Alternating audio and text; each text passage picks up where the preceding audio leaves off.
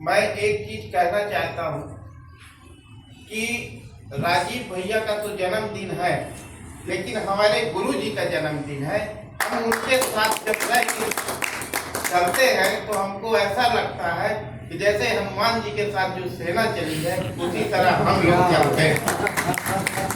मैं अपने माननीय डिप्टी सीएम राजेंद्र शुक्ला जी के भाग्य से इस रीवा को सजते हुए, रामचंद्र जी तो हर चीज का गाइडलाइन करते थे, लेकिन पूरा गाइडलाइन करते थे उनके साथ हनुमान जी। हनुमान जी को कहते नहीं थे, उसी तरह भैया को कुछ कहते नहीं है, खाली भैया देखते रहते हैं। और भैया देख के जब यहाँ से भोपाल चले जाते हैं, उसका गाइडलाइन यदि कोई करता है तो मेरे राजीव भैया जी करते हैं।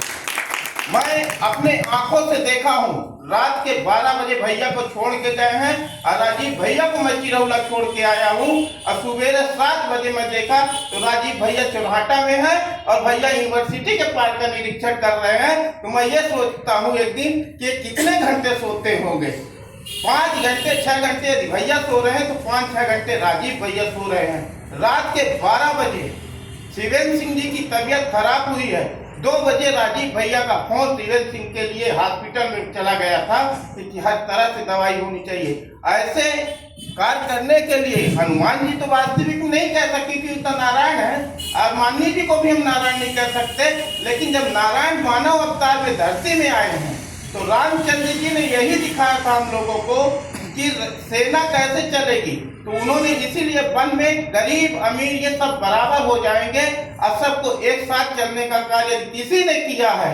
तो भैया की तो किए हैं, लेकिन हनुमान जी उनके साथ पीछे पीछे किए हैं। और उस हनुमान जी को हम इसलिए हनुमान जी ऐसे नहीं कर सकते हैं, हनुमान जी तो भगवान है, लेकिन हनुमान जी के कार्य को जो आदमी कार्य उसी तरह करता है। इसीलिए पैसा तो लोग कमाते हैं, लेकिन अपने लिए कमाते हैं, और जो समाज के लिए और संसार के लिए कमाता है वो पैसा समाज के हित के लिए होता है। दीदी मैं आपको एक चीज बताना चाहता हूँ, यहाँ अभी मालूम नहीं होगा, मेरे राजीव भैया जी ने जो काम किया, गरीब के जिसकी झोपड़ी चौराहा में नहीं थी उसके लिए 65 घर बना के और उनको घर बसा दिया।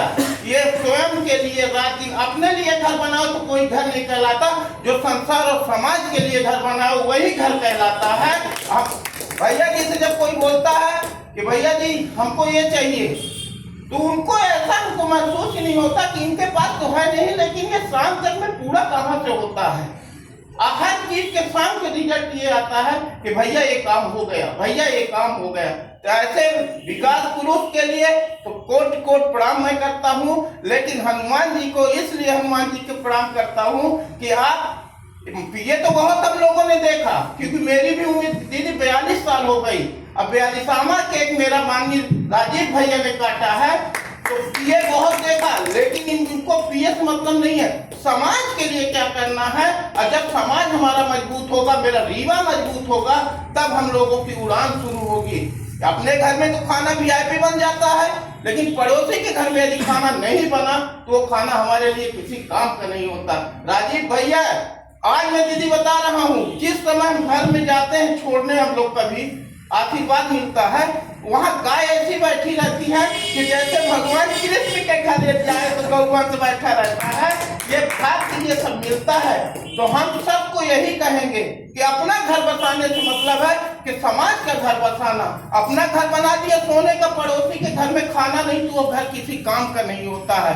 इसलिए मदद हर आदमी की करना है। सुभाष जी को मैं इसलिए कोट कोट प्रणाम करता हूँ कि हम खुद इटौरा में घूमते रहते थे, मेरे गुरु बैठे हुए हैं, लेकिन जिस दिन से मैंने राजीव भैया के चरण में आया तो हमको खुद लगता है मैं कितनी सेवा कर सकूं। पैसा कुछ नहीं होता, सेवा ही गुरु के इसमें होती है।